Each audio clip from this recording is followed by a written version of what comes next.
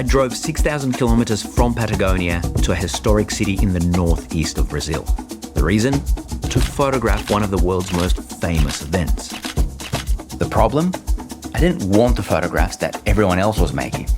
I knew where to find those, so I bet the entire trip on something I wasn't even sure existed. A few weeks earlier, I was having the time of my life in Patagonia with my wife and my daughter. But as that time of the year approached, I found myself thinking about just one thing more and more. Carnival. No, not the carnival that everyone knows in Rio de Janeiro. I wanted to photograph it in Olinda, a city many Brazilians consider the cultural heart of Carnival. So one day we set off and began the drive all the way from El Bolsón in Argentinian Patagonia to Olinda. The journey took weeks. But finally, we were here.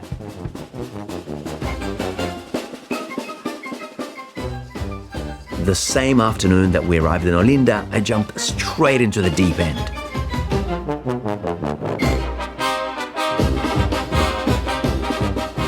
The pre-carnival events are almost as important as the carnival itself, just without the huge crowds. And by the time I arrived, they were already in full swing.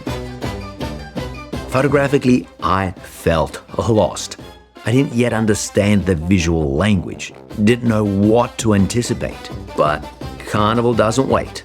So I photographed purely on instinct, latching onto any visual cues that felt evocative of Carnival. This very first pre-Carnival party on my first day in Olinda stretched into the night. But I didn't hang around too long. I wanted to save my energy for what was to come. I felt so creatively alive after that first night in Olinda.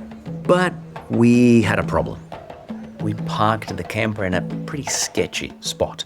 I was warned that once Carnival would begin, it would get extremely crowded and potentially dangerous. Task number 1, find a safe place for the camper and for us for the duration of Carnival.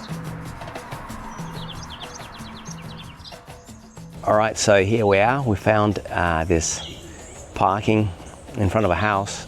This was a small campsite tucked in a patch of forest right in the historic center. There was a shower and we could even plug in to run the AC, which is no small thing in this heat and humidity. It was the perfect base. We could throw ourselves into the madness of Carnival and then come back, rest, and do it all again. I also found out that night that I'd finally get the chance to photograph Maracatu. I'd caught a glimpse of Maracatu the year before, but outside Carnival, without the costumes or the fantasia as they call it in Brazil. It felt like seeing only half the story. So Maracatu was a huge reason that I came back to Olinda in the first place.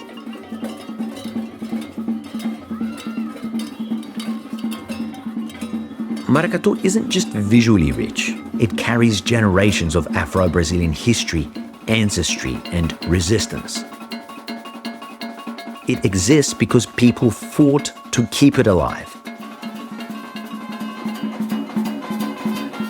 The fact that it now takes center stage in Olinda feels like a victory. Knowing this backstory made it even more captivating for me as a photographer. Today, I was already developing a better sense of how to photograph not only the obvious performance, but the small human moments around it. I chased Maracatu groups all evening. As a photographer, there's something deeply satisfying about spending so long imagining what something will be like, and then finally experiencing it for yourself. With a couple of days still left before Carnival began, I wanted to soak up as much experience as possible to be ready for the real thing.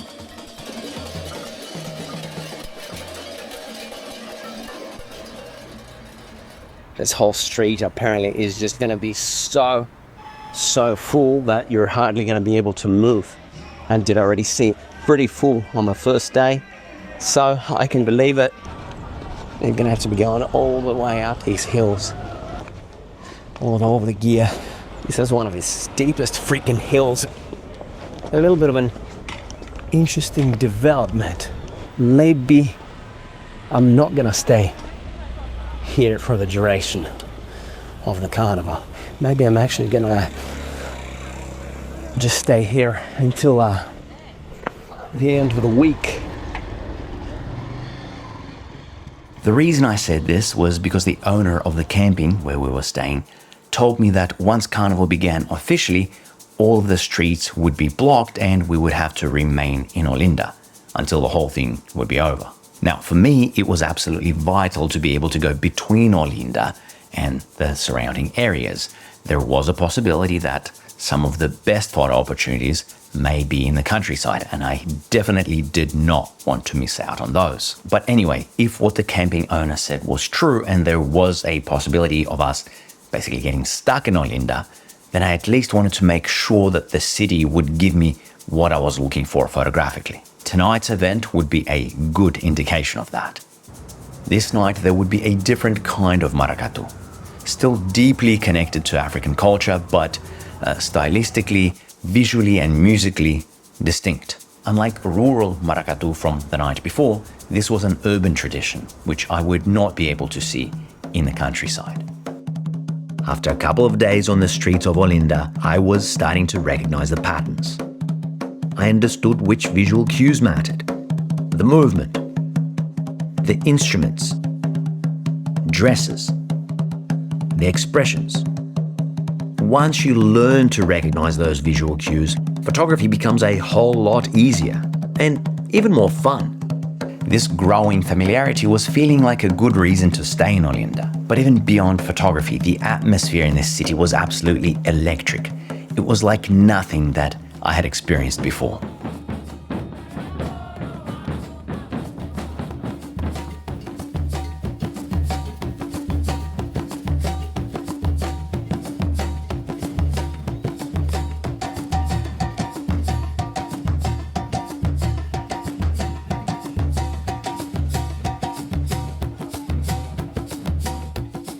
Did hit me that I was just one of dozens of photographers there, and many had been photographing the event for years.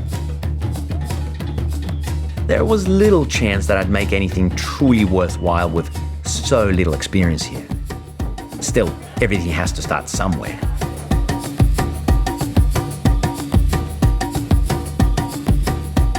On this night, I really started to feel like I was falling in rhythm with the place.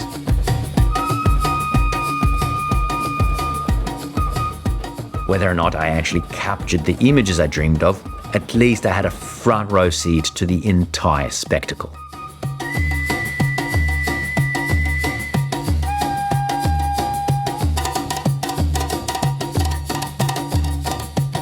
All the Maracatu nations would make their way towards the Church of the Black Men. This seemed to be the culmination of the entire night, the entire event. A moment where spectacle would give way to something more meaningful.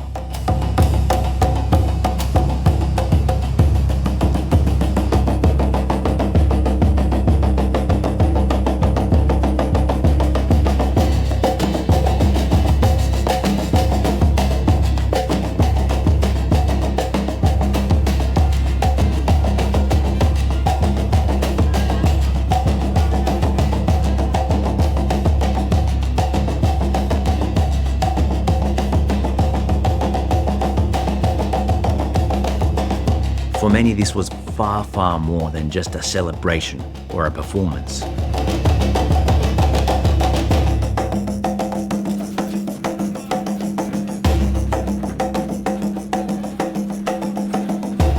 After the giant figure of the Midnight Man appeared, the mood shifted.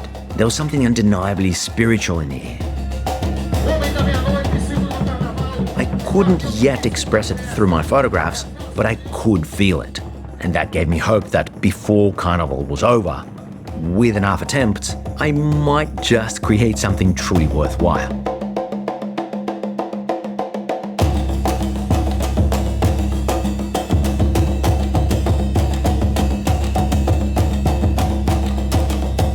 The night ended on a high.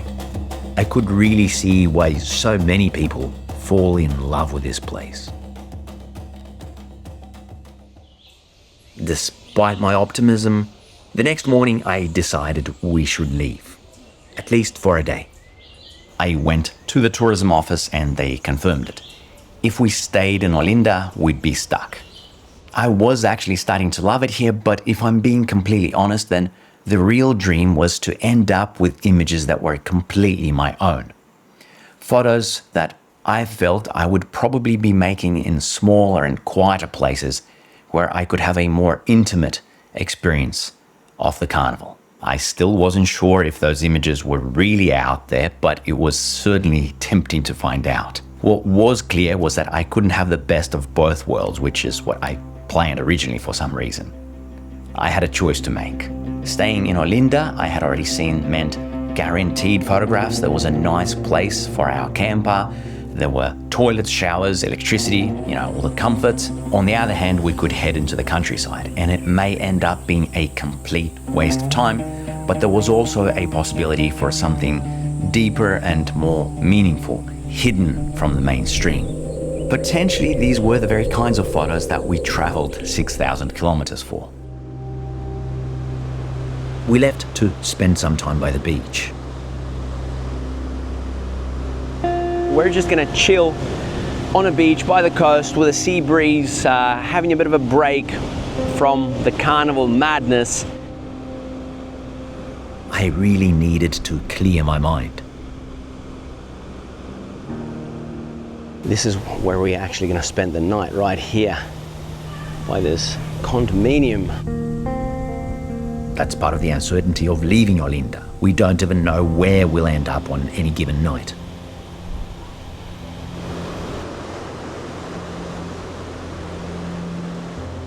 By noon tomorrow, we need to make the big decision.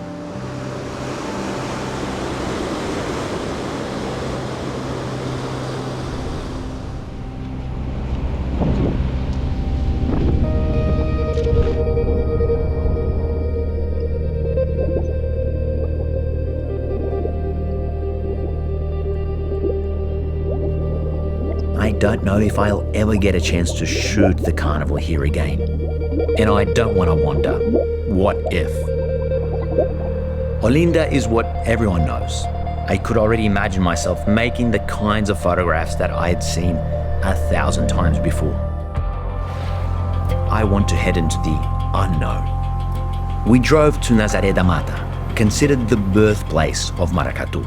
I'd been told there would be a parade dedicated to one of its most prominent characters. At first, the vibe was great, very intimate, and I felt like I had been let in on something that few outsiders ever get to see. But man, I did not like this character. She was called Catita, a comic trickster, traditionally portrayed by men in dresses and blackface. Catita flirts with a crowd and causes chaos. Her role is to turn the world upside down for a day. She's part of a much deeper Afro-Brazilian tradition that has survived in the rural communities of Pernambuco for generations. Catita is supposed to be grotesque, chaotic, and over the top. The problem was that those weren't the things that interested me about Carnival. Still, I was here and I was determined to make the most of it.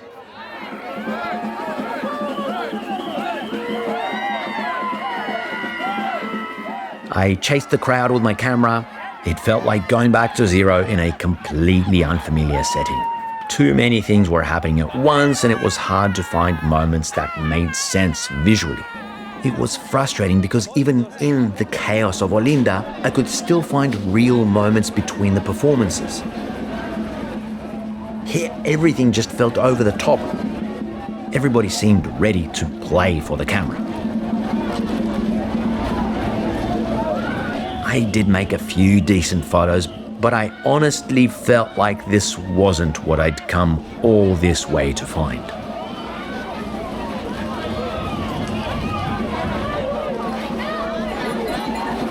Good thing that I'm pretty used to the heat. Scorching. And this whole thing is just like exhausting, man. I stayed for the duration of the parade, but I was starting to question whether leaving Olinda was the right choice. To top it all off, I still wasn't sure what or where I'd be shooting tomorrow.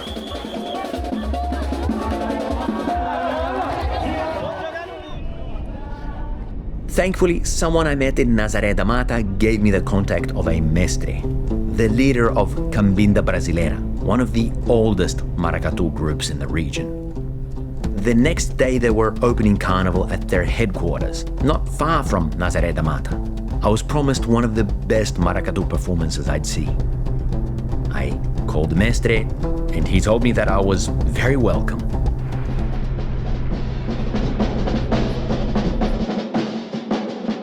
The group was run by three brothers, all in their 60s or 70s.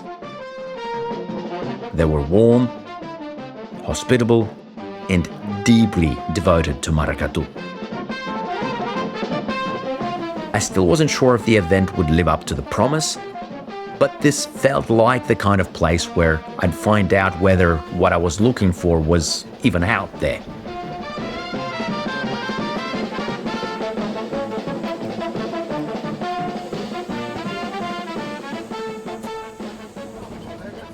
As the performers unloaded from buses, the caboclos de lança, the spiritual guardians of maracatu, carried their elaborate costumes into a small storeroom. Constant movement and photo opportunities.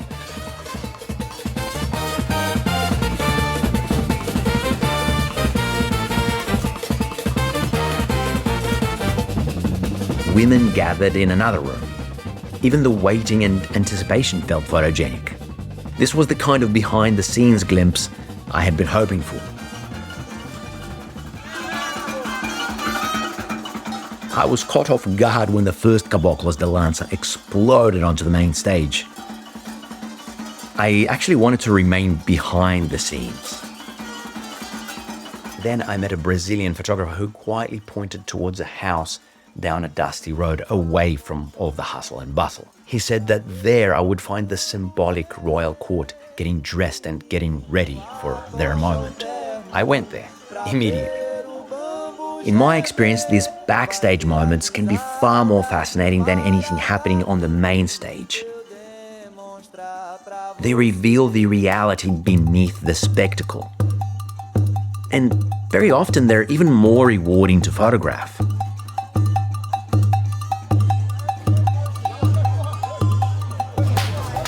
As the crowd grew and more photographers arrived, the main performance, as impressive as it was, started to lose its appeal. Instead of fighting for space, I felt there were stronger opportunities elsewhere. Performers waiting in anticipation, exhausted faces, small, unguarded moments. The theater of life unfolding around the performance. These were beginning to feel like the photographs I'd come here to make. The event was already pretty much everything I had hoped it would be.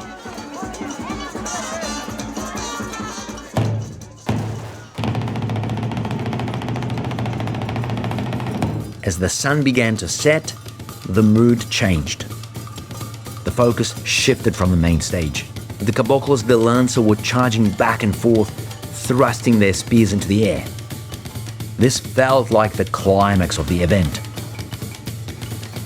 Exciting and deeply satisfying to photograph.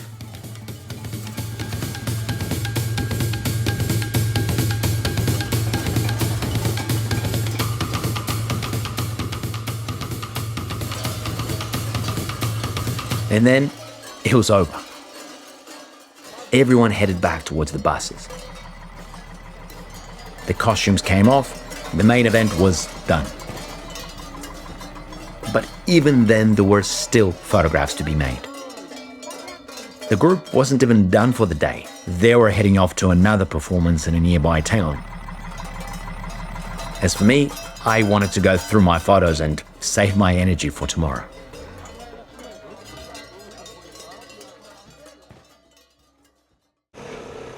The next morning, I woke up to the remnants of the wild Maracatu party. Driving out, I ran into the same performers again. The same group that I was just photographing yesterday here on the streets. And I think they're starting again. I don't know how the hell these guys have the energy for it, man. Preparing for multiple performances across the region that day. But today I wasn't planning to photograph Maracatu. The Brazilian photographer I met at the last event had tipped me off about another group, Pretinhas de Congo, or the Little Black Girls of Congo, a carnival blocker formed almost 100 years ago. He just said, go there. It's quieter, more rural, a different kind of carnival experience. You'll love it. The only directions he gave me were to find their headquarters besides a small river in the town of Goiânia. I almost immediately got lost. The only river I could find was outside town, and there was absolutely nothing there. Eventually, I realized there was a tiny bit of river running through the town itself. And you just never know what is around the corner, like a little treasure hunt. I drove towards it, asked around, and found the headquarters. This did feel like a completely different side of Carnival. There was no spectacle being prepared here. Just a handful of families carrying on a tradition their ancestors had started generations earlier.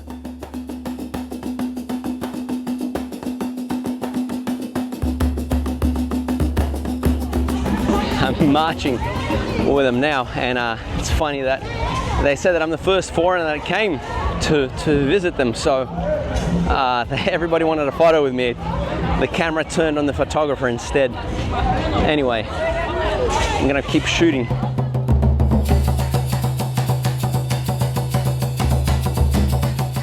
Pretinhas de Congo began as a way of young working-class black girls to be seen and to have a voice. Today, the group is a carnival tradition embraced by the entire community. The performance felt raw and amateurish, but in a good way. These were ordinary people preserving something that mattered deeply to them. I kept shooting after the procession ended. Never put the camera down after the main event. That's been one of my mantras over the years. The sun began to drop, the lights turned golden, and I think it was during the next 15 minutes that I made my best photographs of the day. Not during the performance itself, but in the small moments that unfolded once the performance was over.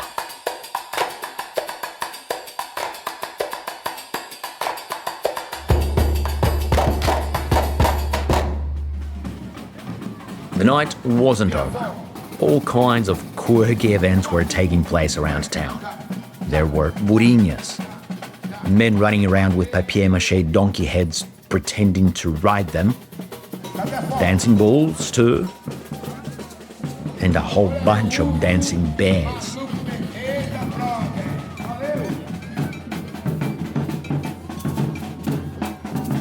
In Brazil, people don't talk about celebrating Carnival. They say brincar Carnaval, to play Carnival.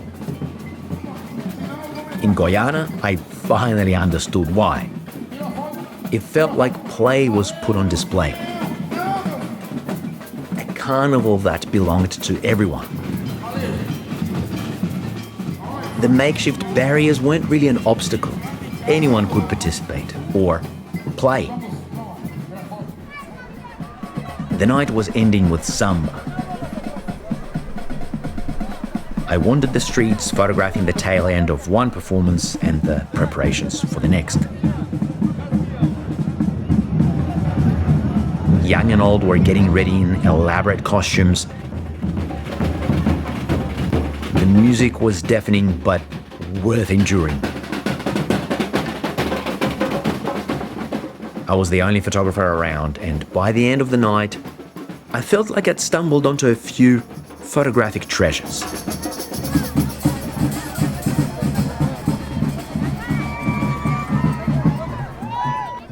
By the last day, I was almost certain that leaving Olinda was the right choice.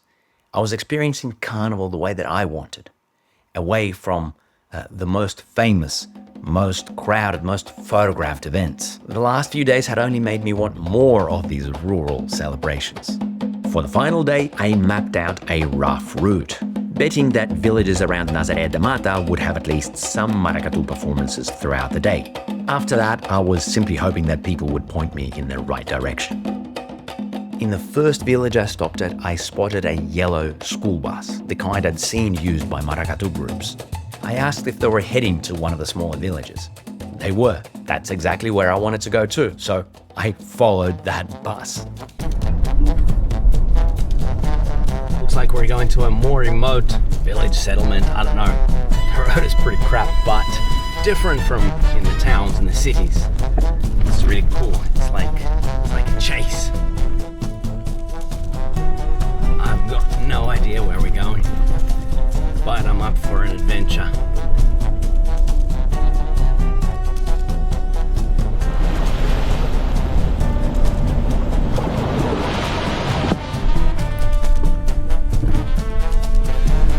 Quite a road. I don't know if I've been on something with this many potholes in a while.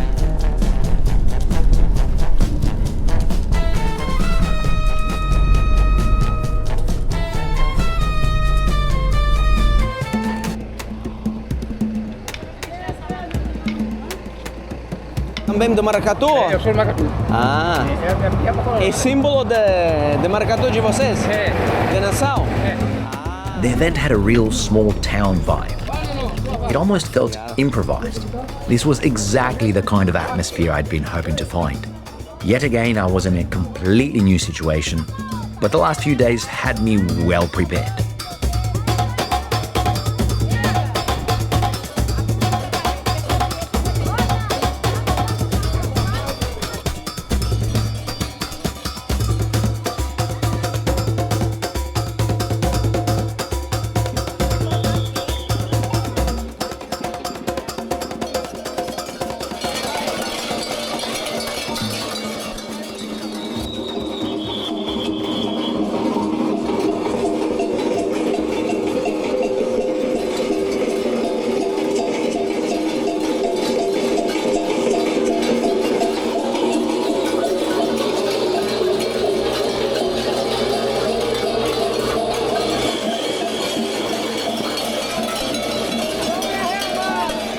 The performance only lasted about 15 minutes, and it certainly wasn't as impressive as Cambinda Brasileira, but photographically it was yet another fruitful trip. There was also this strong feeling that I was witnessing something that very few people outside of this village will ever see. I was hungry for more.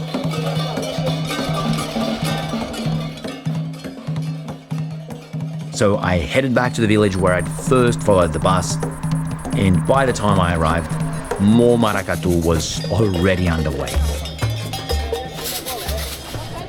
Aqui já acabou, tem mais, né? Vem muita brincadeira, agora começou agora. Ah, sim? Lá. De lá pra cá e ainda vem. More small town grassroots vibes, more opportunities to photograph the real moments behind the performance.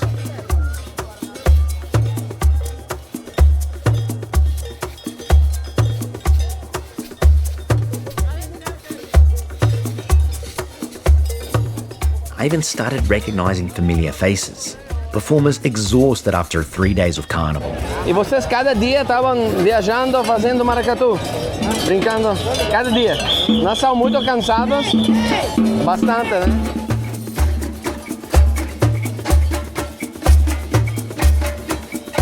Once again, there was not another photographer in sight. There was no need to compete for position. I was totally free to make the images that I wanted. The only limitations were the sweltering Pernambuco heat and the spears of the caboclos de lança swinging wildly through the air. I shot until early afternoon, but then I felt like I needed a change of scenery. Maybe a location with green rolling hills among sugarcane fields as backdrop. This meant taking another gamble. By now that had become the theme of the trip, leaving behind the known and guaranteed in favor of the unknown and the possibility of something special. I drove through a few villages. There were buses against the greenery and performers running around, but the performances themselves kept happening in similar nondescript towns. So I kept moving. And once again, the gamble paid off. Just before sunset, I arrived in Alianza. This turned out to be a mandatory stop for many of the region's groups on the last day of Carnival. Busloads of performers were unloading and heading towards the Maracatu ground, where finally there was a backdrop of rolling green hills. I started shooting frantically, knowing there wasn't much time before the sun would go down. Within minutes, I felt like I was making some of my best Maracatu images. By now, I understood the language of Maracatu. I understood the visual cues, what mattered, what carried meaning. I felt that everything I'd gone through up to that point had prepared me to enter this kind of flow state where I could fully take advantage of what was unfolding in front of me. The performances continued after sunset, so I stayed. The last buses arrived, new performers were still unloading, and there was still plenty of photo opportunities. I felt like I had arrived just in time and at the same time a little too late to fully take advantage of everything. But that's life. So often we only get a glimpse of something amazing and end up wanting more.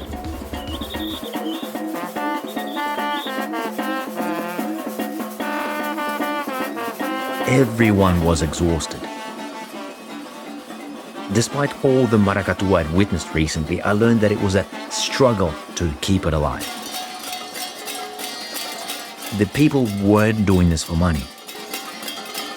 The only thing keeping them going was their passion and love for the tradition.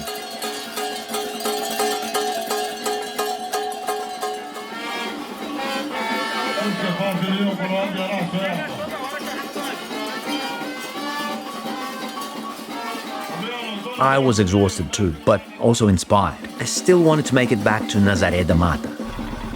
It was where I'd first been introduced to Maracatu.